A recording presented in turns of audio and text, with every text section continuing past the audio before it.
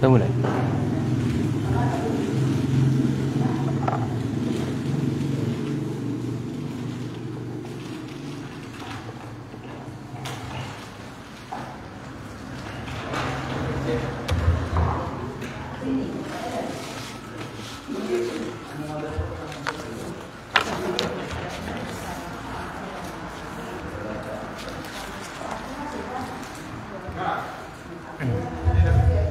Bismillahirrahmanirrahim. Assalamualaikum warahmatullahi wabarakatuh. Alhamdulillahi nahmaduhu wa nasta'inuhu wa nastaghfiruh wa natubu ilaihi wa na'udzu billahi min shururi anfusina wa min sayyiati a'malina. May yahdihillahu fala mudilla lahu wa may yudlil fala hadiya lahu. Asyhadu an la ilaha illallah wahdahu la syarika lahu wa asyhadu anna Muhammadan 'abduhu wa rasuluh. Fa sallallahu subhanahu wa ta'ala ayyamuna 'alaina bi'ilmin nafi' wa 'amalin salih wa yafaqihna fid din wa aftalana futuhal arifin wa yarzuqna al-ikhlasa fil aqwali wal a'mali. Allahumma amin. Ahibati fillah rahimani wa rahimakumullah. Bapak Ibu sekalian yang dirahmati, diberkahi oleh Allah Subhanahu wa taala. Alhamdulillah, bitaufiqillahi subhanahu wa ta'ala, kita kembali melanjutkan pembahasan pelajaran tentang akidah. Kita masuki pengantar akidah jilid yang kedua atau sesi yang kedua, di mana sebelumnya kita sudah jelaskan tentang urgensi dari akidah. Maka sekarang akan kita jelaskan tentang keutamaan dari ilmu akidah. Kita jelaskan tentang keutamaan ilmu akidah. Bapak Ibu sekalian, sebelum kita jelaskan apa itu keutamaannya, perlu diketahui bahwasanya ilmu akidah ini min ahamil ulumi syar'iyyah. Jadi ilmu akidah adalah ilmu syar'i yang paling terpenting. Jadi ilmu syar'i itu sangat banyak Bapak Ibu sekalian. Ilmu syar'i itu sangat banyak. Dan yang paling terpentingnya dari ilmu syar'i itu adalah pembahasan masalah akidah. Masalah keyakinan. Segala sesuatu yang diyakini dalam hati tanpa ada keraguan dalam dirinya sedikit pun. Ya, diyakini dalam hati secara pasti, tidak ada keraguan dalam dirinya sedikit pun.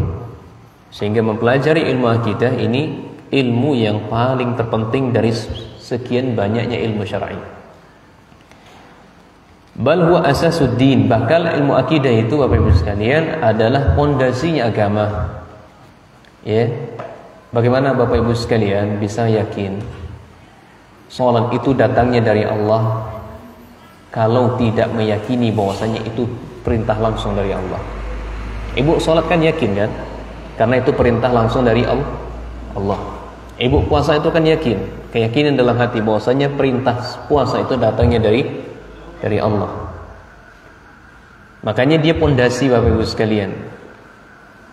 Iya.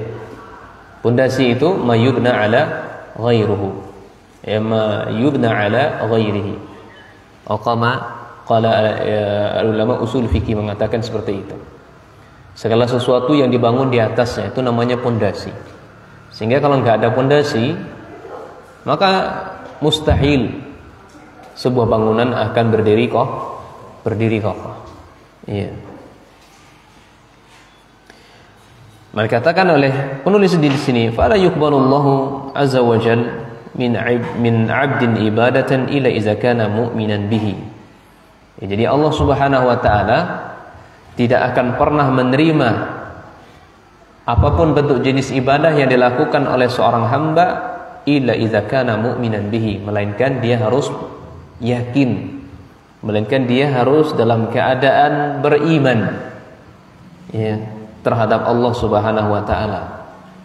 Jadi iman, mengimani Allah ini pondasi akidah. Salat kita diterima karena beriman kepada Allah. Puasa kita ya diterima oleh Allah, puasa kita lakukan diterima oleh Allah karena kita beriman kepadanya. Itu disebut dengan ilmu ya, ilmu akidah. Kemudian keutamaan di antara keutamaan ilmu akidah adalah yang pertama, keutamaan ilmu akidah. Yang pertama adalah annahu awwalu ma yajibu ala mukallifin. Ya, jadi ilmu akidah adalah ilmu yang paling pertama yang wajib diketahui atau diilmui oleh seorang mukallaf. Mukallaf itu adalah orang-orang yang sudah dibebankan syariat kepadanya. Kapan seseorang dibebankan syariat oleh Allah? Tatkala dia balik. Iya. Kalau sebelum balik masih usianya tamyiz, maka tidak ada syariat untuknya, tidak ada beban syariat untuknya. Yang ada hanyalah tarbiyah, pendidikan, pelatihan. Oleh karenanya Bapak Ibu sekalian, ketika kita memiliki anak-anak, ya khususnya laki-laki, bapak-bapak, maka anaknya dibawa ke masjid, sholat berjemaah. Biasakan dia untuk sholat berjemaah, karena laki-laki itu sholatnya di masjid Bapak Ibu sekalian. Ya, dilatih untuk di masjid laki-laki. Meskipun waktu itu belum wajib untuk dirinya, karena belum mukallaf, ya belum usia balik.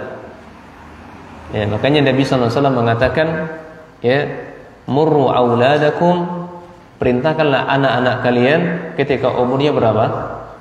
Bis shalah, ini perintahkan untuk salat ketika umurnya 7 tahun. Ya, wadribuhunna, dan pukullah mereka dengan pukulan sayang, bukan pukulan yang mencederai, ketika umurnya di asyris sana, atau maqam Nabi sallallahu, ketika umurnya 10 tahun. Jadi usia balik itu rentannya adalah sekitar lebih kurang 10 tahun. Ya. Kemudian kalau dia memiliki adik perempuan atau kakak perempuan, yufarriqu bainal madaji. Tempat tidurnya dipisah Bapak Ibu sekalian. Dipisah, jangan disatukan. Kalau mereka sudah usia balik. Maka laki-laki, ya tidak masalah dibawa ke masjid untuk tarbiyah pendidikan. Perempuan pun demikian pula, sholatnya di rumah. Latih anak perempuannya sholat sejak dini. Sejak dini, tapi bukan wajib. Ketika dia nggak mau, jangan terlalu dipaksakan. Ya, sifatnya hanya tarbiyah saja, pelatihan, pembiasaan diri. Makanya kalau kita lihat kenapa anak-anak usianya SMA atau sudah kuliah bahkan nggak mau sholat. Jangankan ke masjid, di rumah saja diperintahkan sholat tidak mau. Ya bukan salah dia, salah orang tua. Kenapa sejak dini tidak dibiasakan? Ya. Kenapa sejak dini tidak dibiasakan? Baik. Jadi ini ilmu akidah Bapak Ibu sekalian adalah ilmu yang paling pertama ya diketahui atau diajarkan pada mukallaf. Tapi mana dalil yang menunjukkan bahwasanya ilmu akidah adalah ilmu yang paling pertama harus diajarkan atau harus didakwahkan? Dalilnya adalah hadis Bukhari Muslim. Hadis riwayat Bukhari dan Muslim. Dalilnya adalah dari sahabat Ani bin Abbasin radhiyallahu anhuma, dari sahabat Ibnu Abbas, semoga Allah meridhai keduanya. Ibnu Abbas, anaknya dan bapaknya. Ya, semuanya keduanya adalah ya sahabat Nabi sallallahu alaihi wasallam. Abbas adalah paman Nabi sallallahu alaihi wasallam. Ibnu Abbas adalah sepupu Nabi alaihi salatu wasallam. Dan Ibnu Abbas mendapatkan doa langsung dari Nabi SAW, ya, sehingga beliau meskipun usianya sangat muda, para sahabat senior belajar tafsir kepada beliau. Tafsir apa? Tafsir Al-Quran. Ya, makanya Bapak Ibu sekalian, berdasarkan hal ini, ya, maka tidak masalah kita belajar kepada orang yang usianya jauh lebih muda ketimbang kita. Ya, tidak masalah belajar dengan usia lebih muda dari kita selama dia memiliki ilmu di bidangnya, ahli di bidangnya. Ya. Apa kata Nabi SAW kepada sahabat Ibn Abbas, doa Nabi SAW, Allahumma ta'wili kitabillah Allahumma faqihu fid din. Ya Allah, pahamkanlah Ibn Abbas ini kepada ta'wil Al-Quran. Maksudnya adalah tafsir Al-Quran, makna Al-Quran. Ya. Ya Allah, pahamkanlah sahabat Ibn Abbas ini, fakihkan sahabat Ibn Abbas ini kepada agama Allah. Sehingga sahabat-sahabat senior bertanya kepada sahabat Ibn Abbas, meskipun sahabat Ibn Abbas itu masih kecil. Makanya berdasarkan ini Bapak Ibu sekalian, kebenaran itu kita terima dari mana saja datangnya, meskipun dia usia muda. Ya, kebenaran itu diterima dari siapa saja. Ini sebuah kaidah oleh para ulama. Namun siapa yang tahu sebuah kebenaran? Tentu orang-orang yang berilmu. Ya. Tidak sebagaimana yang tersebar saat ini, ya, ambil baiknya, buang buruknya. Ya. Emang kita bisa Bapak Ibu sekalian membedakan, oh ini hak, ini batil? Orang itu bisa yufarriqu bainal batil wal haq. Seseorang itu bisa membedakan mana yang hak, mana yang batil, illa bita'allumin, melainkan harus berilmu, belajar dulu dia sehingga dia tahu, ngerti, oh ini hak, ini batil. Maka kaidah ini Bapak Ibu sekalian benar, tapi penerapannya berlaku untuk siapa? Berlaku untuk para ulama, berlaku untuk para siapa? Para ulama Bapak Ibu sekalian, orang-orang yang berilmu, karena mereka lah orang-orang yang mengerti mana yang hak, mana yang batil. Baik. Qala lamma ba'atsa Nabi sallallahu alaihi wasallam, tatkala Nabi sallallahu mengutus beliau ke daerah Yaman, karena Mu'az bin Jabal ini adalah orang Yaman, Bang. Mu'az bin Jabal itu adalah orang Yaman. Diutus Nabi alaihi salatu wasallam kepada beliau untuk daerah Yaman. Karena orang beliau, orang sana. Makanya dai itu, seorang dai itu mesti orang pribumi. Kalau enggak dia menikahi orang pribumi. Itu contohnya, ya, nikahi orang pribumi. Dia yang lebih berhak untuk di situ. Sehingga sesuatu pun kalau memang dai lain datang, dia mestinya harus pamit. Mestinya ini bagian dari babul adab. Ya, kenapa Nabi SAW mengutus sahabat Mu'az ke Yaman? Kenapa kok enggak sahabat lain? Sahabat kan lain kan banyak yang senior, banyak orang yang berilmu kan? Kenapa kok sahabat Mu'az di Jabal diutus oleh Allah kepada negerinya sendiri? Karena beliau orang yang paling paham tentang kultur daerahnya, ya kan? Tentang kultur daerahnya, tentang bahasanya. Makanya berdakwah itu kepada, ya, negeri tempat dia itu, dia paham bahasanya sendiri. Nah, ini jemoni lok mano ya sikapnya ya, kan? Mulailah bahasa dusun dia sedikit kan? Ya, kalau bahasa Padang, bahasa dusun, bahasa ya Jawa, bahasa Jawa.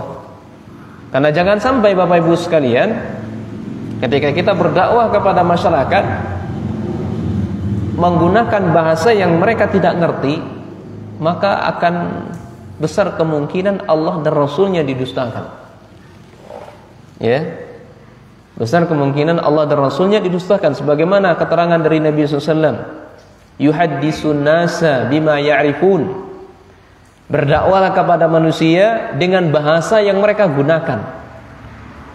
Iya. Mohon maaf, mungkin saya belum tertatih-tatih lidah saya nak mengucapkan poso lintang, elok mana lagi kan?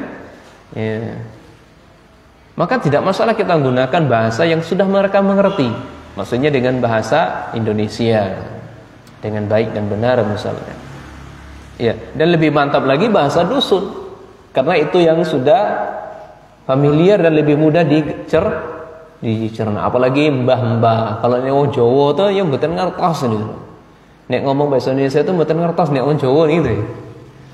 Ya, nek bahasa Indonesia itu harus halus sekali. Orang coba mbah-mbah kita paling juga di sini kan bahasanya juga halus-halus juga kalau bahasa mereka.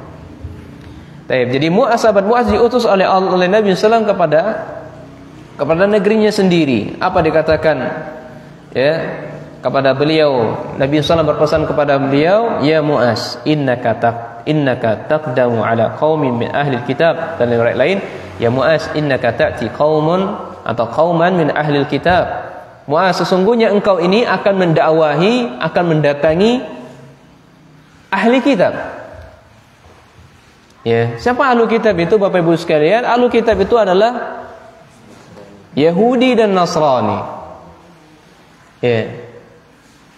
Yang akan didakwahi Bapak Ibu sekalian orang Yahudi dan Nasrani, karena mayoritas umumnya orang Yaman itu Yahudi dan Nasrani.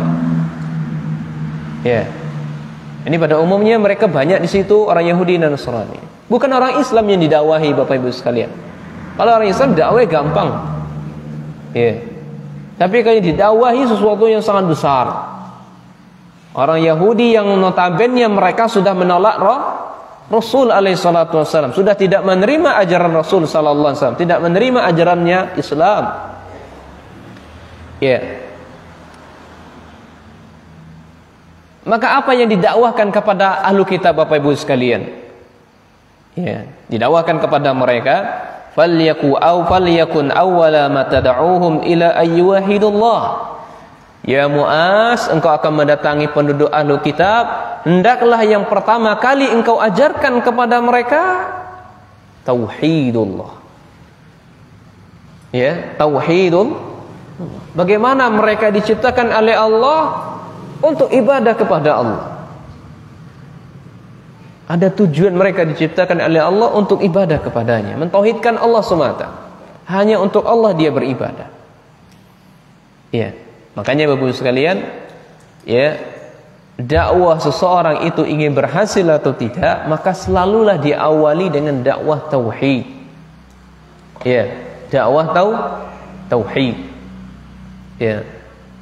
Maka ketika saya menyampaikan seperti ini, ada yang gagal paham ternyata. Ya, sampai kepada seseorang, oh itu mardi, ya, mencela, mentahzir ustaz-ustaz yang mengajarkan fikih. Misalnya, ya, mentahzir ustaz-ustaz yang mengajarkan bagaimana tata caranya wudu, bagaimana tata cara sholat, bagaimana tata cara puasa, mentahzir belajar orang-orang yang bahasa Arab, nahwu dan seterusnya. Ini orang yang gagal paham, ini namanya. Orangnya gagal paham. Iya. Maka kita jawab, apakah orang yang mengajarkan fikih tidak mengenalkan mereka kepada Allah? Orang yang berwudu, kita ajarkan seseorang berwudu, apakah tidak mengajarkan kepada Allah? Mentauhidkan Allah? Dah. Wudu ini siapa yang perintahkan? Allah Subhanahu wa taala. Bapak Ibu sekalian, kita salat menundukkan kepala kita yang sangat mulia ini, merendahkan siapapun jabatannya, apapun besar pangkatnya. Ketika Allah perintahkan sujud, dia sujud. Siapa yang memerintahkan itu? Allah Subhanahu wa ta'ala. Apakah ini tidak mengajarkan tauhid? Nah, mengajarkan tauhid. Demikian pula kita belajar ilmu nahwu, ilmu sharah. Apa itu nahwu? Ilmu bahasa Arab maksudnya Bapak Ibu sekalian. Di mana datang sumbernya syariat ini kalau bukan syariatnya dari Allah? Inna anzalnal Qur'an bi'arabiyyan. Sesungguhnya Al-Qur'an ini diturunkan dengan bahasa Arab. Dari mana datangnya bahasa Arab itu? Dari Allah. Apakah kita tidak mengajarkan tauhid? Nah, mengajarkan tauhid, mengajarkan akidah. Ini gagal paham. Maka saya ulang lagi Bapak Ibu sekalian, siapapun yang memprioritaskan dakwahnya dakwah tauhid, pasti dia akan berhasil. Ya, bukan berarti dia enggak mulus saja dakwahnya, enggak. Pasti banyak rintangan Bapak Ibu sekalian, sebagaimana dakwah-dakwahnya para nabi dan rasul. Pasti banyak rintangannya. Mulai nanti istrinya sudah marah kepada dia, mulai anaknya meninggalkan dia, mulai ibunya, mulai bapaknya, neneknya mengkucilkan dia, segala macamnya. Kayaknya sebelum kau ngaji ini, duduk ke majelis ta'lim ini, dulu lancar aja rezekinya nih, misalnya. Tapi kok sering duduk majelis ta'lim ini kok dagang baksonya kurang laris ya. Misalkan kalau itu. Ini dulu sebelum saya duduk di masjid ini, Masjid Al-Ikhlas ini ngaji ba'da maghrib, ya, dulu mebel saya banyak orang mesannya. Ketika kok saya sering duduk di masjid, sholat ke masjid, dengar pengajian di masjid, kok nggak ada yang mesan ini misalnya gitu kan? Loh, ada apa ini? Mulai, emang nggak ada yang mulus Bapak Ibu sekalian. Semakin besar keimanan seseorang, maka cobaannya pun semakin besar. Sebagaimana dari Rasul, Nabi dan Rasul, cobaannya mereka yang paling besar. Karena ditanyakan oleh Nabi SAW, ya Rasulullah, ayun nasi asyaddul bala? Kama qala Nabi SAW, ya Rasul, manusia yang paling berat cobaan itu siapa? Maka Nabi SAW jawab apa? Saya. Al-anbiya, para nabi. Kemudian orang-orang al-amsalu fal amsar, orang-orang yang berusaha mengikuti sebagaimana ajaran Rasul sallallahu alaihi wasallam. Ini pasti akan diuji oleh Allah. Ya, sakit, kelaparan, ketakutan, dan seterusnya banyak ujiannya. Baik. Makanya dakwah yang paling pertama diserukan kepada ahlul kitab adalah tauhid, mengajak seseorang untuk mengikrarkan asyhadu an la ilaha illallah wa asyhadu anna Muhammadan abduhu wa rasuluh. Ini dua kalimat syahadat yang kita kenal. Seru mereka untuk memeluk Islam. Meskipun waktu itu syariat salat sudah diwajibkan oleh Allah, ya. Makanya perlu Bapak Ibu sekalian, ketika kita mengajarkan ada namanya tadarruj, beruntun, ya, bertingkat-tingkat. Sebagaimana kita sekolah kan tidak langsung kuliah. TK dulu atau PAUD dulu, TK, SD, SMP, SMA, bertingkat-tingkat. Dari tanggal 1, tanggal 2, tanggal 3 sampai tanggal 10. Jangan ketika brocol langsung naik tanggal 10, ya tidak bisa. Nah, demikianlah yang paling pertama yang didakwahkan, dakwah itu berstafet, bertingkat-tingkat. Yang paling pertama, tingkatan pertama adalah pondasinya dulu. Apa pondasinya? Akidah itu tadi. Iya. Baik. Setelah mereka, wahai Muaz, ketika mereka sudah mentauhidkan Allah, ketika mereka sudah masuk Islam, fa iza arafu dzalika, ketika mereka sudah kenal Islam nih. Jadi berat Bapak Ibu sekalian. Saya di depan sekolah saya itu Bapak Ibu sekalian, di depan ma'had saya yang ada di Jambi itu adalah penghuninya Nasrani. Saya baru pertama kali itu mendakwahkan orang Nasrani, luar biasa beratnya, luar biasa. Iya, luar biasa beratnya. Saya hanya berkata kepada dia, Mas, saya untuk memastikan saja, Mas, agamanya apa, Mas? Ya. Ternyata seseorang ditanyakan, mungkin beda-beda orang ya. Ketika saya tanyakan agamanya, langsung saya diancam. Urusan apa kamu bawa-bawa agama? Kamu tak penjarakan ya kan? Saya lapor ke polisi ini, subhanallah. Ya. Saya tanya aja itu. Maka saya balik, Pak. Mas, kalau Mas itu misalnya buat KTP nih. Buat KTP nih. Orang buat KTP itu biasanya apa? Ditanya agama atau enggak? Pak, agamanya apa, Pak? Pasti gitu. Apakah Bapak Mas memperlakukan juga yang semisal dengan ini? Oh, beda katanya.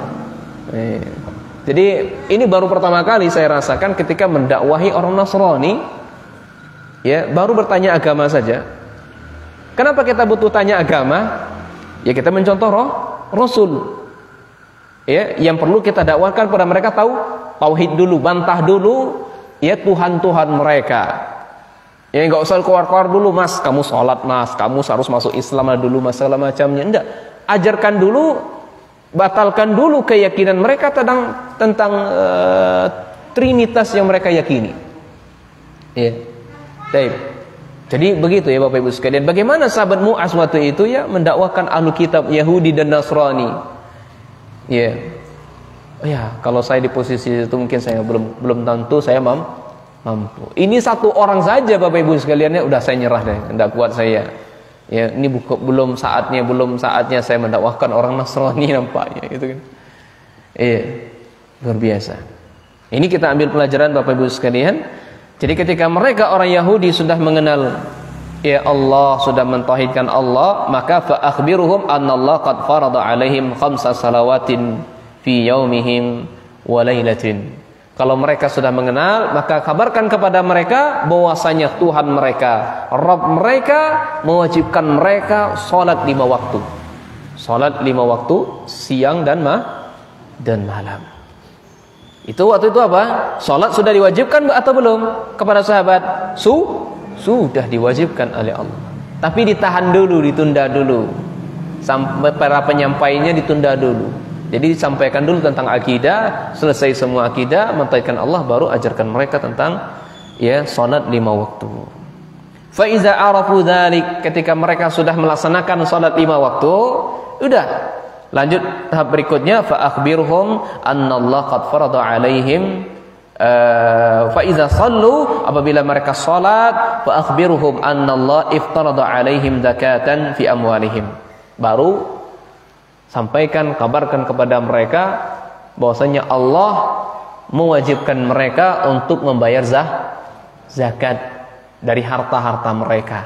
Ini disebut dengan zakatul mal. Ya, zakatul mal, harta-harta kita. Kita punya gaji, punya niagaan kita, berdagang kita, banyak untung, ya. Kemudian ditakar sesuai dengan takaran emas atau perak 86 gram atau 670 sekian gram. Ya, kalau perak ditakar dengan berapa uangnya. Ya, kemudian harus berlalu 1 tahun. Ya, memiliki nisab. Nisabnya itu tadi Bapak Ibu sekalian, 85 kalau emas, kalau perak 670 sekian atau 600, ini silang pendapat dari para ulama. Ya. Jadi ini yang tingkatan berikut yang diajarkan oleh Muaz kepada penduduknya, pada kaumnya. Ini wajibnya mengeluarkan zakat mal. Ya. Kalau emasnya sekarang berapa emas? Taruhlah 1 juta. Taruh emas 1 juta.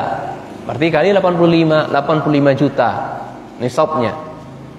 Berlalu 1 tahun. Dimulai dari hitungan Qamariyah. Maka kalau kita pegawai gaji, kalau ada tabungan kita sudah melewati 85, maka wajib zakatul mal. Wajib mengeluarkan zakat. Nah, baik. Kemudian tu'khadhu min agniya, yang zakat itu diambil dari harta orang-orang yang kaya. Orang-orang miskin ya enggak ada. Makanya ya syarat untuk mengeluarkan zakat itu adalah orang-orang kaya, orang-orang yang berkelebihan harta. Wa turaddu ala fakirihim, kemudian dikeluarkan, ditunaikan, dibayarkan kepada orang-orang yang fakir. Ya, fakir, maka setiap fakir pasti miskin, dan tidak miskin itu fakir. Paham ya Bapak sekalian? Orang fakir pasti miskin, dan orang miskin belum tentu fakir. Bagaimana taunya cara kita menentukan orang ini fakir atau miskin? Tanya. Makanya Bapak Ibu sekalian, kalau kita mau mengelola seorang amil zakat, misalnya kalau di sini pengelola zakat, ya maka jangan salah jangan sampai keliru dalam menunaikan zakat tersebut, menyalurkan zakat tersebut. Maka berhak, nggak masalah kita tanya, yang harta mereka berapa, ini kamu ini fakir atau tidak, atau miskin atau tidak. Atau yang 8 muzakki, orang-orang yang 8 asnaf tersebut, ya 8 asnaf yang berhak menerima zakat. Ya, orangnya fakir. Kalau fakir itu adalah dia kebutuhannya sebulan taruhlah 10 Bapak Ibu sekalian. Ya, itu orang fakir 10. Tapi dia hanya mendapati 5 saja, tidak sampai setengah. Itu fakir namanya. Ya, kalau orang miskin kebutuhan sebulan 10, ya dia dapati hanya 7 atau 8 saja, maka disebut dengan fakir. Ya, disebut miskin. Ya. Baik. Kebutuhannya sebulan itu adalah 1 triliun. Dia hanya dapati 5 miliar. Miskin atau fakir? Banyak duit itu Ustaz, miliar duitnya Ustaz. Hah? Jawab Bapak Ibu sekalian. Kebutuhan sebulan 1 triliun. Ya, ternyata sebulan dia hanya dapati apa? Hah? 5 miliar. Fakir atau miskin? Hah? Miskin itu nih? Nido. Ya, nido, Pak. Ya Allah. Bu, ya. Kebutuhan sebulan 1 triliun. Dia kan banyak, dia perusahaan besar ya, Bu ya. Besar nian gawe dia ni, lo pasar ni lah. Karyawannya 1 juta. Karyawan dia 1 juta. Nak gaji orang 100 juta atau 200 juta sebulan. Sementara cuma dapatnya 5 miliar. Lo mana nak gaji dia? Ini cukup. Fakir atau miskin? Hah? Fakir atau miskin? Wah, banyak duitnya Ustaz. 5 miliar duitnya kami 10.000 aktif. Tidak. Ini tergolong orang yang fakir Bapak Ibu sekalian. Itu contoh saja ya. Ya, contoh saja. Ustaz, itu kan rumahnya mewah Ustaz. Mobilnya banyak Ustaz. Meskipun mobilnya banyak, tapi kebutuhannya tidak tercukupi. Dia berhak menerima zakat. Ya, jangan sampai keliru nih. Kadang ada orang lebaran begitu ya. Wah, saya aja numbuk terhutang banyak utang sana kemari kok gak dapat zakat saya ya. Makan aja nggak ada nih, habis untuk gaji tukang atau gaji karyawannya nggak cukup nih. Nah, itu disebut orang fakir. Makanya berhak seorang yang menyalurkan zakat, dia berhak menanyakan orang ini berhak atau tidak mengeluarkan zakat. Berhak atau menerima zakat. Bisa dipahami Ibu sekalian ya? Baik. Jadi kesimpulannya apa Ibu sekalian? Jadi ilmu akidah adalah ilmu yang paling terpenting ya dari sekian cabang ilmu. Sebagaimana hadis yang kita bawakan tadi. Kemudian ya. Akidah ini Bapak Ibu sekalian adalah syartun li sihatil ibadah. Ya, ini bolehlah ditambahkan kepada poin yang kedua. Keutamaan ilmu akidah yang kedua, ini syarat sahnya sebuah ibadah. Syarat sahnya ibadah. Dan Allah Subhanahu wa taala tidak akan pernah menerima ibadah seseorang melainkan ya dari orang-orang yang beriman. Ya.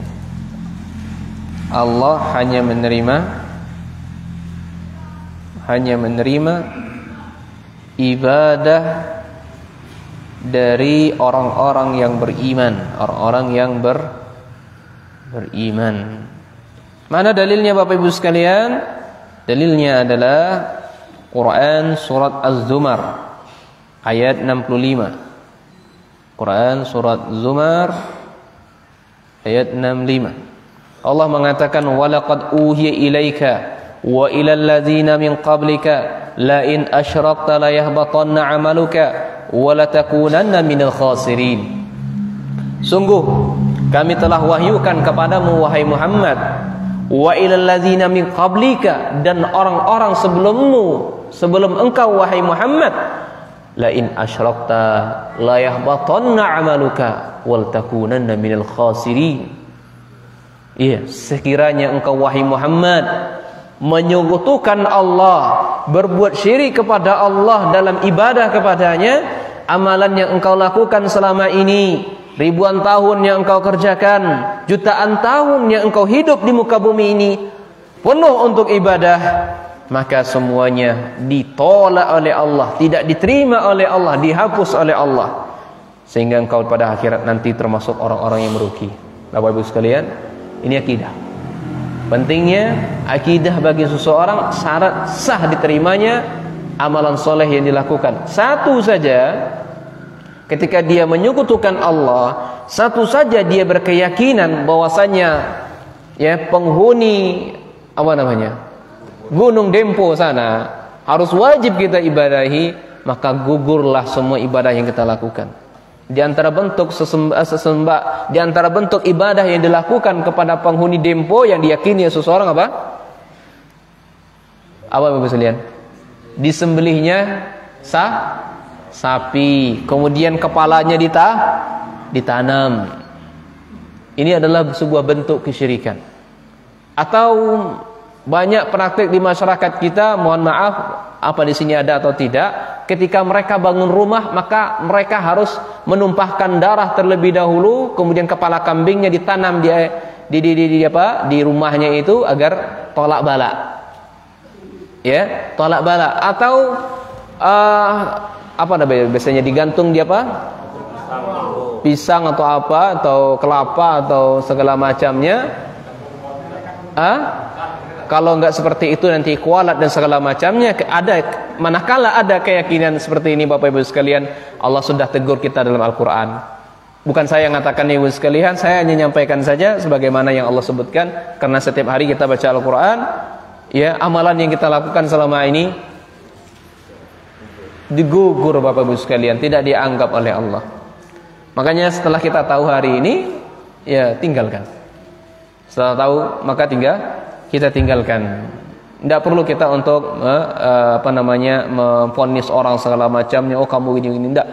Diri kita sendiri dulu, keluarga kita sendiri dulu. Ya, perbaiki keluarga kita, anak kita, istri kita dan seterusnya. Ya.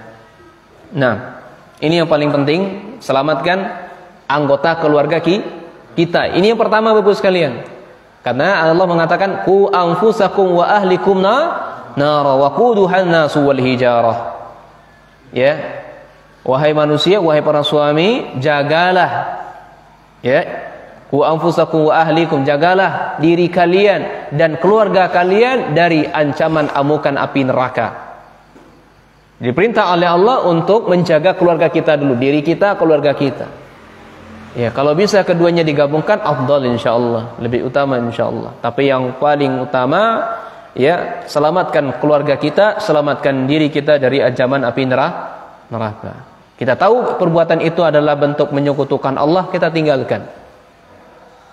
Mungkin boleh tanya, ado nih dong, jemu kita lo itu, ma ini.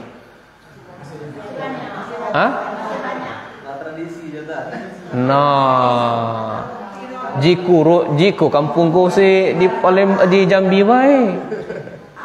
Baik.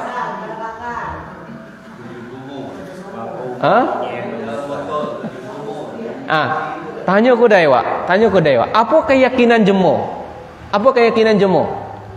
Napa dia lo itu? Kan makul mau lemah. Maka dingin. Kalau dak kate itu lah mana? Panas itu. Sumpah lah itu ya. Ini keyakinan namanya. Ini bagian dari akidah. Ya. Akidah ini, rumah kita lemah, dingin, sejuk atau tidak, selama Al-Quran dibacakan di dalamnya Bapak Ibu sekalian. Ya. Dan syaitan itu yang virus syaitan manilladzi yaqra'ul Quran fihi. Kama qala Nabi sallallahu alaihi wasallam. Lebih utama lagi adalah man qara'a surat Al-Baqarah. Siapa di antara kita yang baca surah Al-Baqarah dalam rumah-rumah kita, maka syaitan itu akan terpontang-panting lari dari rumah kita. Makanya kata Nabi sallallahu alaihi wasallam, la taj'alu buyutakum maqabir. Janganlah kalian jadikan rumah-rumah kalian seperti kuburan. Kenapa? Karena kuburan tidak dibacakan Al-Quran. Maka rumah-rumah yang tidak dibacakan Al-Quran diibaratkan Nabi seperti kuburan. Makanya panas, makanya banyak hantu, makanya banyak syaitan, makanya banyak ya. Ya, kata anak-anak kan di sekolah kan, Ustaz, kok dengar suara hihihi, kata. Apa itu, Ustaz? Gitu kan. Gitu kan. Oh, mak lampir. Allah. Iya. Nah, itu adalah ya bentuk ya teguran dari Nabi SAW bagi rumah-rumah yang tidak dibacakan Al-Quran. Maka sering-sering sholat di dalamnya, sholat sunnah, baca Al-Quran, ngaji di dalamnya. Nah, sehingga rumah kita seperti apa? Surga, ya. Baiti wa jannati. Baiti jannati. Rumahku adalah surgaku. Taib. Karena sudah waktu azan sudah masuk ya. Ayo kita jeda sejenak, nanti pada Isya insyaallah akan kita lanjutkan. Wallahu a'lam bishawab.